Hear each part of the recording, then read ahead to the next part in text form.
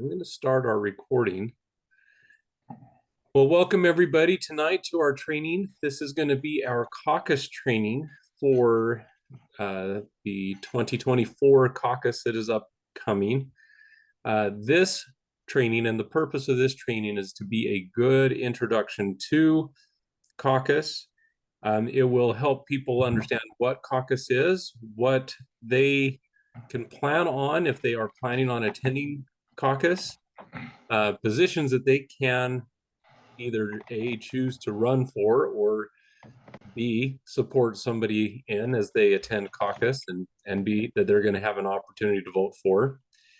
And just a good introduction. I am going to quickly share my screen. I do have a PowerPoint presentation that will help with this. So I'm going to quickly get that up and running. Okay. So caucus, we're going to discuss what is caucus, the organizational structure of the Weber County Republican Party, as well as the precinct officers that will run precincts and basically what their duties are. The County Central Committee, what compromises that. We're going to talk about state and county delegates and what their roles are. And we will also talk about the roles of alternate delegates. These are all officers and purposes of what caucus entails. And so just to kind of get things started, we're going to watch just a couple of videos that will help answer this question. What is caucus? And we'll start with this one here. These come from the Utah Republican Party. Yeah. Once every 2 years, the Utah Republican Party holds an evening event where neighbors meet to elect members of their community to represent their neighborhood. These neighborhoods are called precincts. Your precinct's caucus meeting is typically run by your neighbors who were elected at the previous caucus meeting. These neighborhood leaders are called precinct officers and are typically made up of a precinct chair and vice chair. Some precincts have secretaries, treasurers, and election judges as well. The meeting begins with a prayer, the Pledge of Allegiance, a review of the Utah Republican Party platform, and an overview of the caucus rules. After the opening, you move on to the business of the meeting. The business of the meeting will include electing new precinct officers along with state and county delegates. Other votes may be taken as well, depending on the political cycle. These elected positions have an enormous amount of influence on the way Utah functions. Each position has different responsibilities, but all represent your neighborhood. Although the length of each individual precinct meeting may vary, it is important to remember that it is your meeting. Your preparation and attentiveness will cultivate a successful and efficient caucus experience. For more information on elected positions and best practices when attending your caucus meeting, please click on the link provided. Okay. Were you guys able to hear that okay? Yep. I can hear it. Okay, I just wanted to make sure because I couldn't remember if I actually marked in it to allow it to share the sound. So thank you for giving me that feedback. So that is a real brief introduction to what caucus is. This second video will actually give just a little bit more about it. So we're gonna pull that one up as well. There are a few things that can be done to increase the efficiency and effectiveness of caucus meetings. It all starts with good preparation. Here are 6 best practices to help you prepare for the meeting. 1, verify that you are a registered Republican. To avoid long lines at caucus night, double check that you are registered as a Republican on the Utah election website. 2, arrive early for check-in. 3, bring a photo ID. 4, bring a pen and paper to take notes or write down important details that you would like to remember. 5, learn about the different elected positions you will be voting on or running for at the meeting. A good place to start is by watching our other tutorial videos on caucus elected positions. 6, and lastly, bring someone with you. Recruiting your family, friends, and neighbors is a great way to help ensure that your neighborhood is properly represented. This is not the party's caucus meeting. It is your caucus meeting. Help make it the best meeting possible by following these 6 best practices.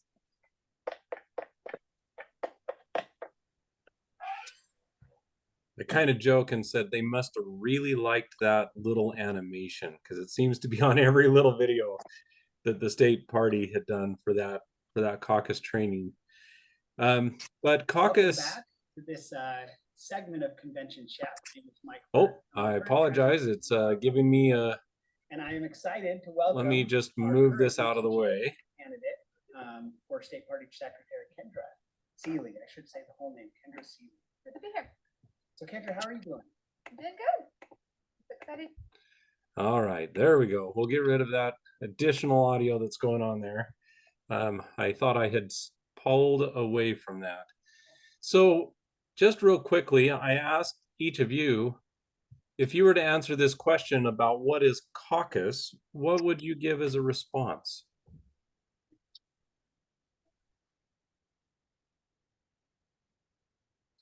It's when the neighborhood members of the party get together to select precinct officers and delegates to represent them at state conventions and within the county convention and party operations. And in this case, it will also be a presidential caucus where we will select who will get Utah delegates at the Republican National Convention. You are correct, Jim. Thank you. Yeah, caucus is a neighborhood meeting, and it is a neighborhood meeting that combines people that are like-minded individuals, and that like-mindedness means that they are registered Republicans. They believe in the Republican platform and are working to move forward conservative principles. And so caucus is an event that we get to hold every 2 years. It was held in 2022. It was not held in 2020 due to COVID, but it was held in 2022. It was going to be held in 2024. It will also be held in 2026, so on and so forth, every 2 years. And so that's really important to let people know that this will happen every 2 years and to help people stay involved. Our county is divided into precincts, and that is how we meet, is we meet in our individual precincts. Currently, we have 174 precincts that are in Weber County. That has grown one from 173 just in the last month. There's going to be a new precinct that will be will actually be voting in new leadership out in West Haven this year. So that'll be really exciting. And just as you said, Jim, it is to elect precinct leadership, but it's also to elect state and county delegates. And the caucus and convention system is one of the greatest tools that we have. And I know we don't need to go into that detail, but that is one of the things that I hear time and time again from all of our Republican members is that the precinct system is what makes our caucus, the Republican caucus, so great. So this is just a quick example. I just wanted to show you, this is a quick example of what a precinct looks like. This is actually Riverdale 3. You can see here on the map, this boundary here shows you the precinct.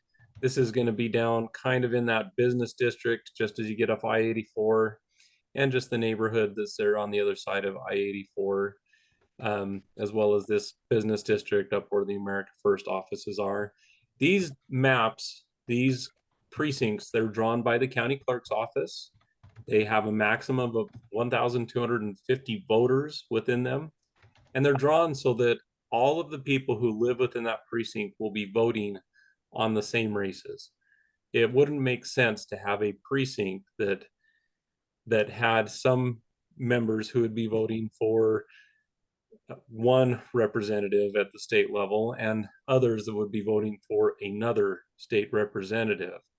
And so the purpose of being in precincts is to make sure that we are aligned in who we're planning to vote for, etc. Okay, so I have this little slide that I've been showing as we've done these precincts, and I think this is a really important slide to be able to show.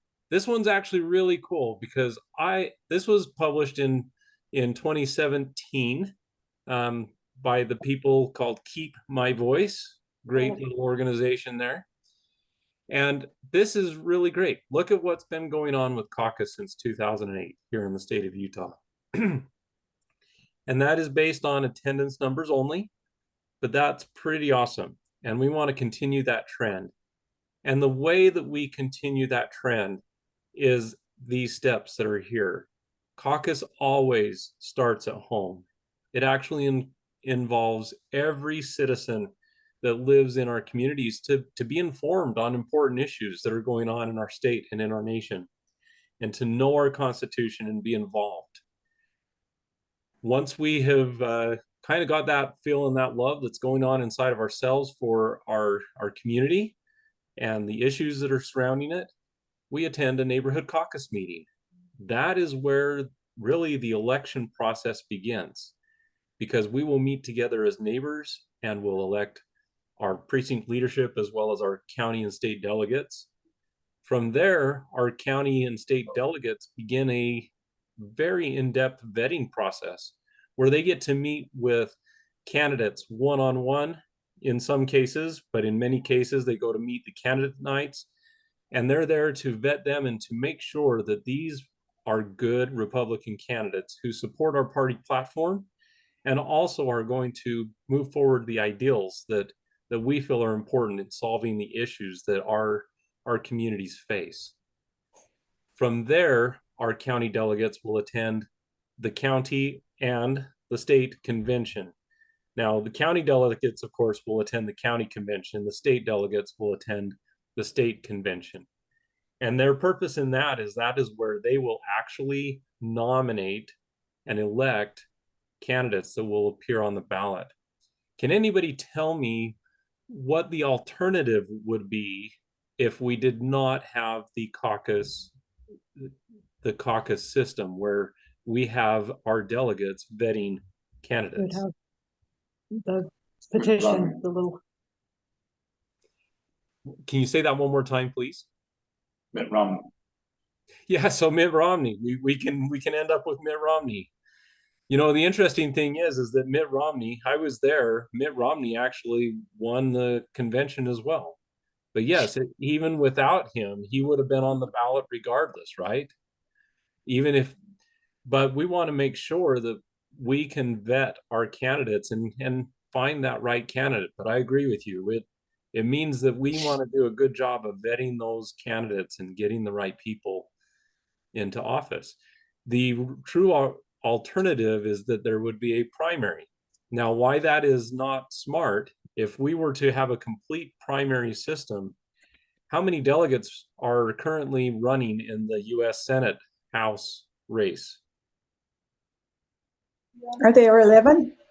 I think there are about 11. You're right. Yeah. Debbie.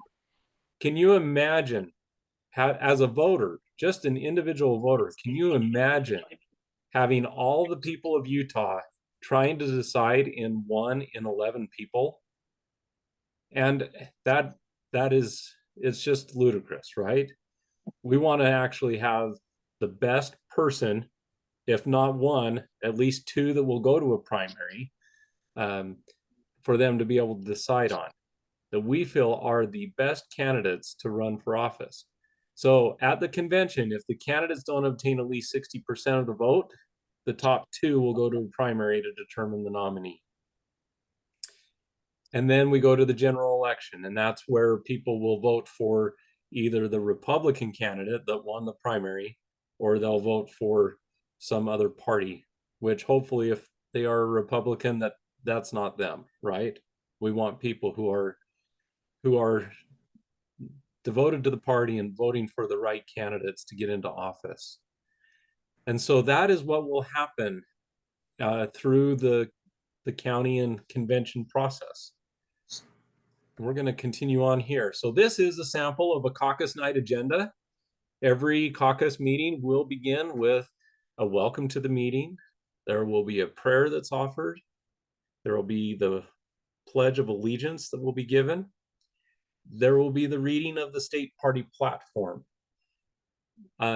Just in case you're worried, I mean, I know some of you are probably going to be the ones running this. You don't need to worry about writing all of this information down, because this information will actually be in the packets that you will receive on February 15th if you're planning on attending in person. And if not, if you're not able to attend our host training on February 15th, they will be made available to you through your ledge district chairs.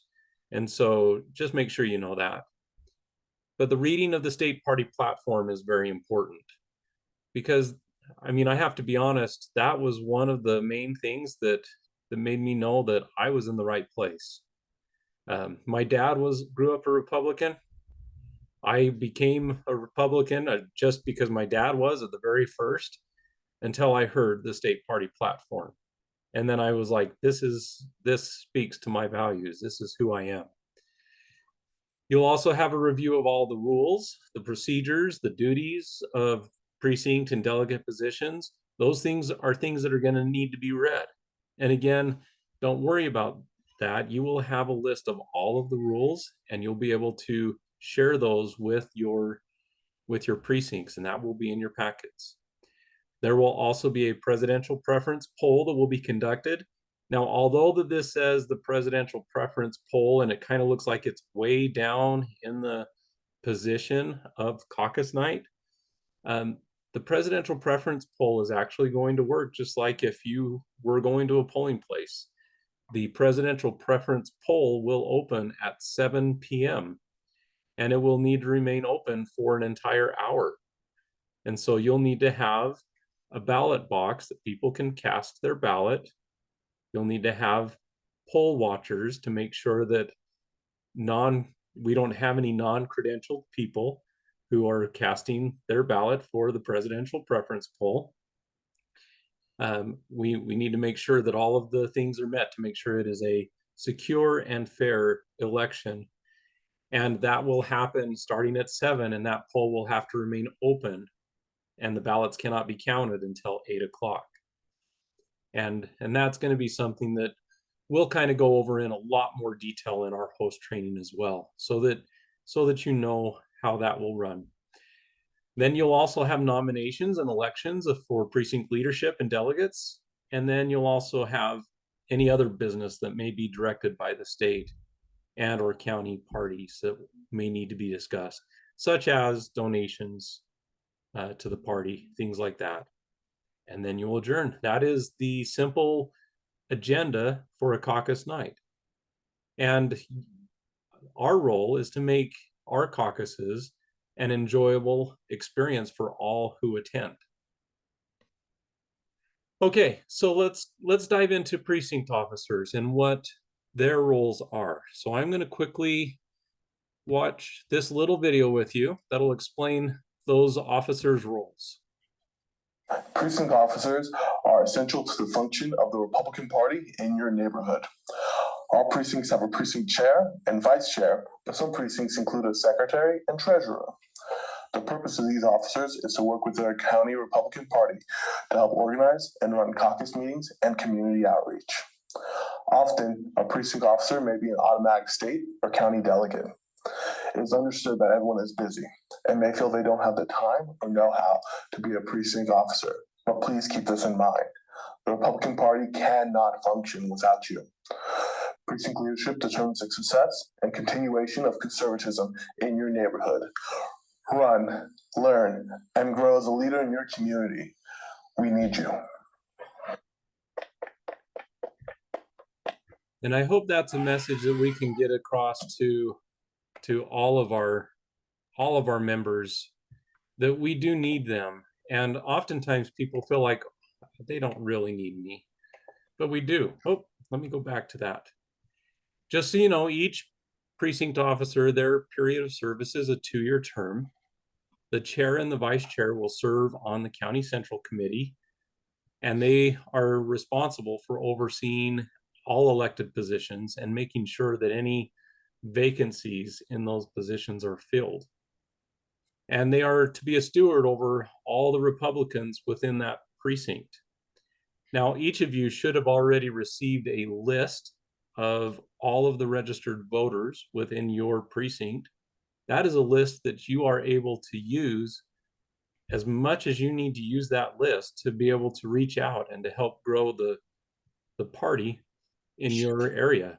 And so that's one of the last things, is to work and grow and strengthen the Republican Party within your precinct. One of the important things about that list is it lists all the voters. Those voters that are currently registered as Democrats are not allowed to vote in the Republican primary. Therefore, that is correct. In the caucus for president or anything else, unregistered members of that list or unaffiliated members can register that night to be able to participate in the caucus proceedings. That is correct. And we will go into that in a lot of detail at the host training, but you are absolutely correct, Jim. Thank you for bringing that up. It's only my fourth caucus, fifth. Yes, you are the veteran pro, so thank you. So this is just a quick slide that explains our Weber County GOP organizational structure. In our party, we have our party leadership, which consists of the party chair, which is Jackson Wing, vice chair, which is myself. Miranda Rizzi is serving as our party secretary, and Johnny Ferry is serving as the treasurer. With them serve 7 ledge chairs and 7 ledge vice chairs. The reason that there are 7 ledge chairs and vice chairs is because you have a ledge chair over each legislative district that is represented in Weber County, and we have 7 legislative districts. These ledge chairs and ledge vice chairs, along with the party leadership, is what constitutes the executive committee. The executive committee is not the head of the Weber Party. It is not the controlling body of Weber Party. I like to look at it as they're the executive team that is responsible for making sure that things get done in the party.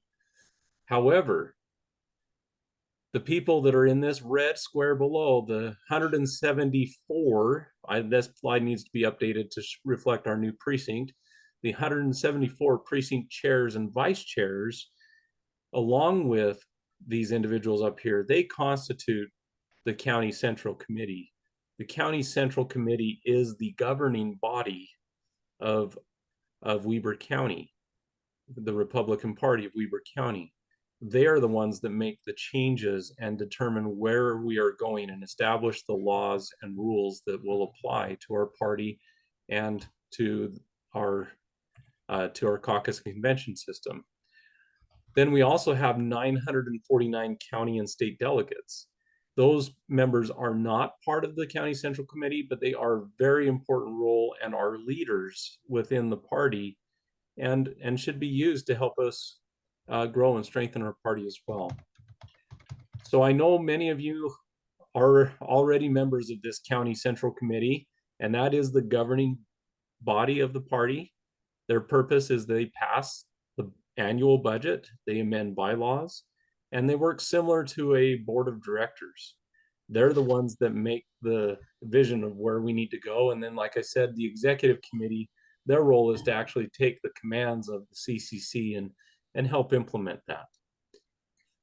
There are around 4 meetings per year held by the CCC. And in some special cases, there are additional meetings, such as this next bullet point, where if there are vacancies in the party, or in a county elected office, the CCC meets to hold special elections for their replacement.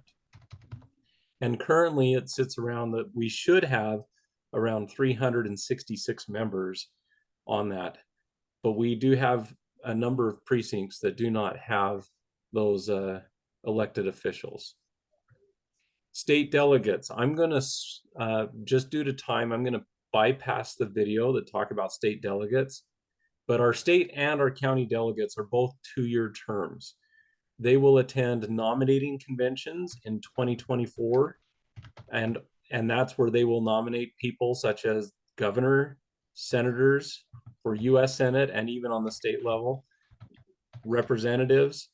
At the organizing conventions, which are held in the odd numbered years, that's where they will elect our state party officials, such as the state chair, the state vice chair, secretary, treasurer, etc. There are 4,000 state delegates statewide, and we have 299 in Weber County. And their purpose is to vet those candidates and make sure we have great candidates who are on the ballot. And if for any reason someone who is running for a delegate position, they need to know that they need to be able to attend these two conventions. They have two main meetings that they need to attend in their term, and that is the nominating and organizing convention on whichever level that they're elected. So in the case of the state delegate, that would be the state nominating and the state organizing convention. As you can see, the county delegates are the same. The only difference is which convention that they're attending. They're attending the county convention. At the county convention, they are there to elect officials for public office that affect the county. That would be like our Weber County commissioners, our sheriff, clerks, auditors, any representatives that are only on the state house that are only representing Weber County. Those are offices that will be elected at our nominating convention, and their job will be to vet those candidates. They will also attend an organizing convention where they organize the county party, the county chair, vice chair, secretary, treasurer, and even district leaders. The ledge district chairs are voted at that time. And one of the most important things that you can let anybody running for those offices know is they have to attend, and if they cannot attend, they need to make sure that that is known to the precinct chair and to the party at least 7 days prior to convention, or else that seat will not be able to be held. Now, we also encourage having alternate delegates. And the question I get often is, how many alternate delegates should we have? There's actually not a number that's designated. You can actually have as many as you would like. A good recommendation, though, is that you at least have as many alternates as you have delegates. That way you kind of have it matched at a 1-to-1. That's just a good general rule of thumb. But you can make there be as many delegates as you want. You could have a list of 20. That's not a problem. The most important thing is that they understand maybe where they fall in that number of 20. Are they going to be number 1 of 20 or 20 of 20? But these guys have the same role as a regular delegate. And so anybody who's elected to an alternate delegate position, they need to make sure that they're informed. They should attend the meetings for the Meet the Candidates, because if for some reason they need to step in, you don't want them to be stepping in only 7 days before and now all of a sudden have to start vetting candidates. So make sure they understand how important their role is. Okay, now this is just the last little bit, and then I'll open up for questions with the time that will remain. But just so you know, on our Weber County website, webergop.org, under Caucus, which if you go here, this is what you will see. So this is what the homepage looks like. They can click Caucus information here or Caucus 2024. On that Caucus information tab, there is a lot of information on things that they can find that will help them be ready for caucus, such as which precinct am I in? That's what the precinct locator is. Where is my precinct going to meet? That's where the caucus locator is. If they need to attend our trainings, this link will bring to the training schedule. For the precinct chairs and vice chairs, here is a precinct map book that comes from the county that you can look at and have a printout of your precinct so you know where your precinct boundaries are. And then this link here tells us where it's a spreadsheet that will allow you to see how many delegates that you will have for your precinct. Now you can look at all of those things, but also know that This information is also going to be in your packet that you're going to receive from the party. And then just last note, the county convention will be April 13th. It is no longer location to be determined. It is going to be at Ben Lomond High School. And the state convention will be Saturday, April 27th, and that will be at the Salt Palace. So with that, I have about 6 minutes that does remain, and I just want to open it up to any questions that you might have for me.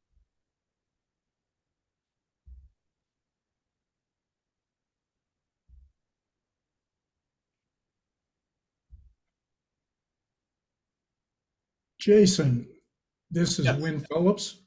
How are you, Win? Good. Hey, a little side issue.